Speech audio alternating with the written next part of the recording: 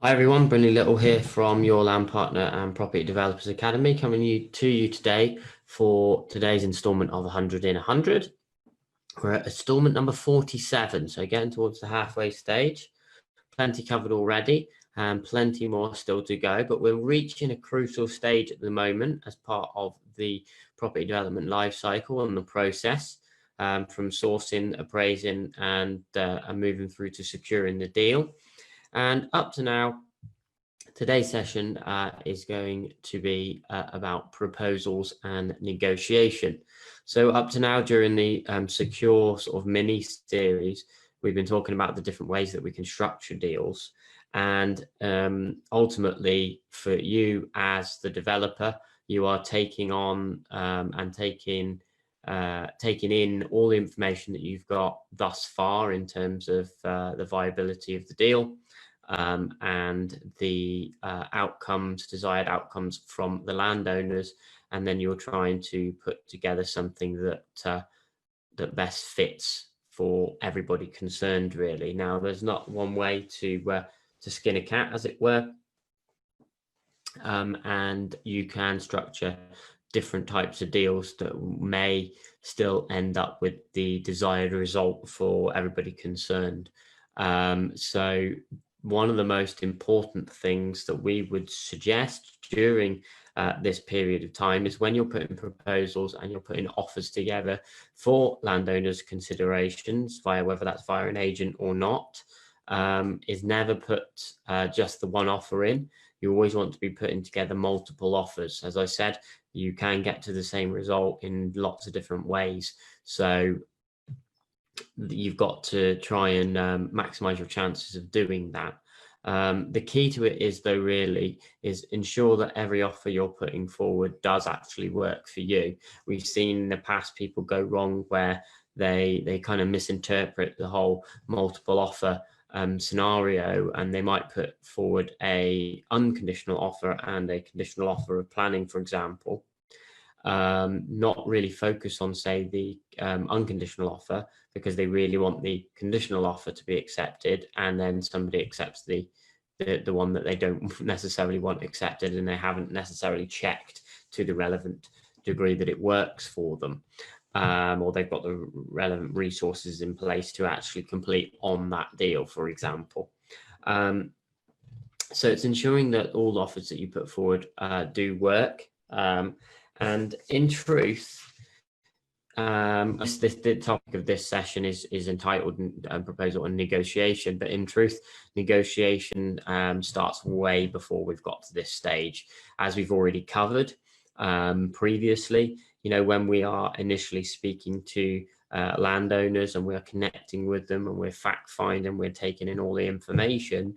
It is during that period of, whether it's 3 meetings, whether it's the conversation points that you have with them, emails, phone calls, what have you, it is about managing expectation from as early in the process as possible. What you don't want to do is get to a stage where you've put in all this work and you haven't really managed the situation and the expectation well enough to this point, and then you go and catch them cold, really, with an offer that they're perhaps not expecting. You know, they've still got expectations of achieving £1 million for their land, and you go and put an offer in that's 300,000, for example, because obviously that's not really, in most circumstances, going to go down well. So negotiation starts from day one, really, in the sense of that you are managing their expectation and lowering their expectation if need be, or bringing it in more in alignment with reality. And you can do that in lots of different ways. Obviously, we've talked about the various ways in terms of discussing high level numbers with them at an early stage to see what ballpark they're in, what ballpark you're in, and then working from there. So each point through the process, we're trying to get continual buy-in from everybody on that side of the transaction. And really it's about putting across your perspective in terms of land values, site values, and how you've come to that residually, explaining the process using reason and using rationale. really, because they're the real strong proposals and strong arguments, if you like, negotiations that you can put forward that are backed with real substance. So that is really key, and that's not just something that you can do off the cuff once you've done all the work and put all the numbers together. So once you've done that and you've managed that process to the point of, we're still here, we're still across the table. So there is that level of interest, mutual interest to get some deal done. It's then about putting it across in the right way. And how we do that is basically we produce proposal documents. You don't have to, you can obviously discuss them. And you can maybe follow up with an email with what you've discussed, for example. But our preference is to produce a proposal document. It's got some of the research and information that we've pulled on the site. So we're putting forward our we're showing how we've come to our workings and how we've figured out what the land is worth based on what we've been told and based on the research that we've found. It's always good to include a bit of third-party research in there as well, and information from third parties. And so it's not just your opinion. For example, if you're looking at sold prices and you've got an average sold price in the area for the unit type that you're looking at for this piece of land of 200,000, then show them some sold comparables of 200,000 in the local area, for example. So if you can back that, you can put information like that together, then it is building your case throughout. An explanation of what we're looking to do with the land in terms of size, scale of development, number of units, combining that with the values that we've found out, and then showing them a high level process in terms of how we work out residual valuation. You may want to display that in numbers, you may want to display it in graphs. It really does depend. Obviously, we try to use a bit of a mixture of mixed media in our proposals. So a bit of numbers, bit of words, text, facts, some pictures and stuff, just a bit of visualization if possible. Maybe some charts and graphs if we feel that it's necessary, just to illustrate maybe the relationship between the GDV and the land value and the build cost. So maybe extracting some of those high level numbers and putting them into a pie chart or a bar graph or something like that. So you're just displaying the same information in a slightly different way. Because one of the things that you need to establish with landowners is how they like to receive information. If you're dealing with a really detailed landowner, then you want to try and compile a proposal document that's as detailed as possible. If you're dealing with somebody that's a bit more kind of maybe a bit out there, bit kind of creative, more visual, then you're going to adjust your proposal documents accordingly. This is just speaking from what we do. Obviously, other developers may go about it in a slightly different way. So moving through the kind of document really will be it's used as more of an aid. You are talking around it at the same time, so you're not just going to, in a proposal meeting, you're not just going to hand them the document and say it's all in there and we'll connect on the phone. You're maybe talking through the document and then you're adding to it and explaining where things need to be explained. Because a lot of these deals that we are putting together, they're not necessarily that simple. Some of them are quite complex at times. So, there's one thing if you're going to explain it to somebody, but then if, that you don't leave them with any literature, or you don't follow up with an email with what you've discussed written down, for example, then it's quite easy that things either get forgotten or misinterpreted or anything like that, So for us, we're putting in the numbers, and then we're putting in some clear next steps in terms of what is going to happen next. So you explain the process, and then you've almost got to or show them what it's going to be like. Because obviously, with any relationship, whether that be business or personal relationship, then there's that kind of initial period, and then there's the longer term period. So if you were to look at it in an analogy of a marriage, in the proposal document, we are explaining what the honeymoon is going to be like, if you catch my drift. So what it's going to be like immediately after we have a decision in principle. So we will be outlining clearly the next steps, in 3 or 5 steps, so it's easy for landowners to comprehend and understand and remember what's going on.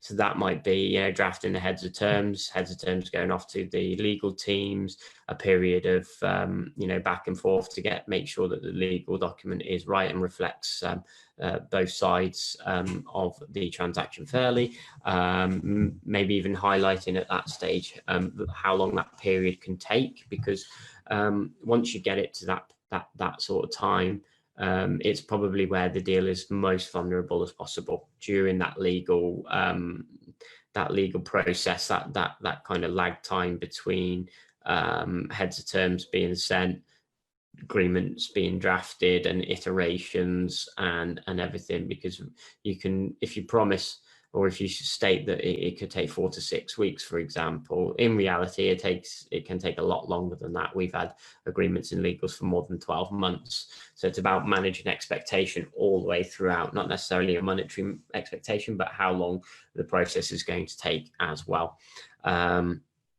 So we're putting things like that within the proposal documents, or explaining what the immediate is, the honeymoon in this scenario, and then we're perhaps talking around what it's going to be like long term in terms of timescales and what to expect.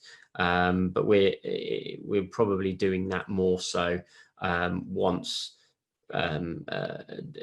it's been accepted from a decision in principle, almost has been decided from the landowner's perspective, so an acceptance of your terms, and then we're kind of building on that during the legal process, because that's one of the great ways of keeping them interested and keeping them involved, is sort of periodically during that period is explaining some of the next steps and further down the line, and keeping them in from that perspective.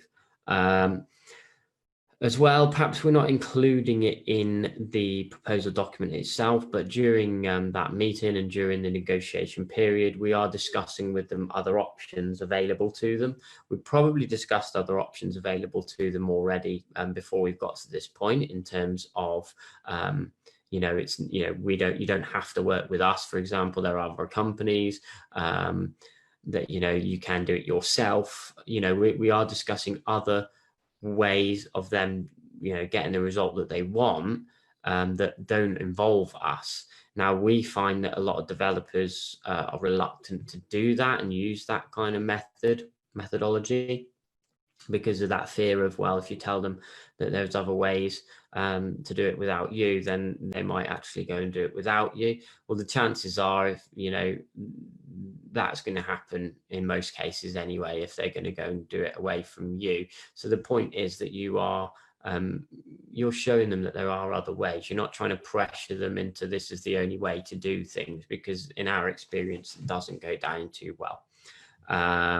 So we're showing them the other options, but then we're also sort of with that, and in the same kind of breath, we are sort of saying that there are pluses and minuses to all of these different options, for example. So you can do it yourself, but then it's gonna, you're gonna come up with a considerable expense and all the stress of going through that and managing the process. So we're then like offsetting that against the proposal that we're putting together. Basically, it's taking away some of that potential stress and pain, and saying that we're going to handle that with the proposal that we put together. So one of the other sort of tactics with regards to negotiation is what we call us versus them. So this is specifically used when talking about other developers potentially, and your competition, if you want to look at it like that, is just discussing some of the things that you do differently in relation to perhaps the majority or other developers out there.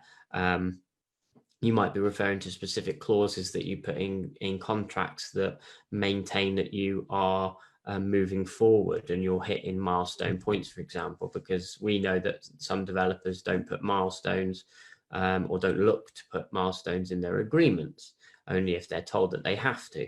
So we might bring that point up, that other developers may not be including these milestones, but in our experience, we want to process this project and this deal as quickly as possible. So we and get it to a satisfactory conclusion. So we're putting milestone points in place to maintain that we are actually doing what we say that we're going to do, and we're not going to hold the process up, basically. So you can use little tactics like that. Another common one is with other developers putting in basically offers in and around numbers that the landowners and site owners want to hear. So if you're gauged expectation early and there's an expectation of £1 million, and you do some high level numbers and on your side of the curtain, really internally, you know it's not worth anything near that. It might be worth, say, 500 or 600, for example, but you might say at an early stage that we could get to 950 or 900. We know a lot of developers that do this. It's quite common in the development space. So they're looking for £1 million. You're saying that you can deliver them 900. So that's a really good start, and you might get to the point where you've agreed heads of terms based on that, and then during the kind of process then going forward, it's about chipping away at that price. So they go to 900 and they'll say, well, this report's come back, or we've redone the numbers on something and now it's 800, and then it's 775, and then it's 675, and then it's 650 to where they wanted to be originally and where they were always planning on getting to. So that does happen. It's not how we go about the way that we construct our offers and the process that we go through, but it does happen in the industry. And sometimes, it's important and right to let people know that those are the kind of things that go on. So at the moment, in terms of specifics, in terms of where we're at in the market and things, it's about from a negotiation and proposal point of view and putting offers forward. It's about it's making sure that landowners and vendors know that things like the market conditions can affect your offer. So if you put an offer in 5 months ago, 6 months ago, and there's been a period of, obviously we've been 3 months of COVID-19 at the moment, where we're, during this period of this recording, then that might have sat on the back burner, and now they're looking to pick it up again, and they say, well, I've passed your offer on to an agent, or I want to re-look at your offer, in which case obviously a lot's changed during that 5 or 6 month period. So then you've got to rebuff your number, have a look at your numbers, and perhaps resubmit something, and it might not be the same as what it was 5 months ago. So it is about managing that as well. And currently, at the moment, what we're doing with a lot of our offers that we're putting forward is going basically on a low baseline figure with plus additions. So plus additions on overage, or linked to planning in terms of what we're going to get planning permission for, or linked to end values, because we don't know what the market's going to be like in 12 months' time, for example. So as long as you're able to work with, or the other way around, really, as long as landowners are able to work with you on a basis that you feel is fair and equitable in terms of the risk and reward, then they're the best deals that you can actually do. We're going to talk in more details in the next session about heads of terms, which is ultimately where we're going to get to from the proposal and negotiation period. So the thing I'll leave you with on this session is that obviously you put a proposal forward, you have that proposal meeting, you perhaps leave them with a proposal document that's just reinstating what you've talked about. You've got a clear call to action that you need to put in place to say, well, consider the offer and we'll come back to you in a week's time. In our experience, trying to get them to sign there and then on the dotted line, or trying to bring that up is quite difficult at times. Sometimes it's led by the landowner. In fact, they're quite happy with the terms and you built up a good rapport and they want to move forward. So sometimes that does happen. But generally speaking, you leave the offer with them and you wait for a suitable time to follow up. And during that period, obviously, if you say that, for example, you're going to send some information via email, make sure you do it, and you say that you follow through on what you say that you're going to do. But the final thing I will say, obviously, we talked about putting multiple offers across the table. The other scenario is, and it's about being prepared to walk away. So put your offers forward, and if it doesn't look like it's going to go the way that you want, don't try and make the offer then fit, because they are, not necessarily happy, or they're trying to get your price up or terms slightly different. You've got to ensure that terms work for you as well as the landowner, but there always is a tendency to try and tailor it and see how you can make something fit. So be prepared to walk away. And some of the best deals you'll ever do are the ones that you walk away from initially. So that's where it kind of it works, where you walk away. Ultimately, they might go and put the land on the market, for example. They might have a bit of pain in terms of trying to get a sale on the open market, and then they might come back to you in 6 months or something like that. So be prepared to move forward, but also be prepared to step back, move away, but also follow up a bit later on down the line to see how they're getting on. So hopefully you found some of the insights useful. Obviously, proposal negotiation, closing the deal is a massive it's a massive area. Like most of the areas of development are big areas that we can go into a lot of detail about, but it's about approaching it in the right way, and making sure that you are giving yourself the best chance of getting the result that you want. So catch up with 100 and 100 on the next episode, the next installment, where we'll be talking about heads of terms. And then we'll be moving, as we get towards halfway, moving the process forward. We've secured a deal, and now we're looking into things like planning and funding in a lot more detail. So thanks for listening, and I will catch up with you very, very soon. Take care.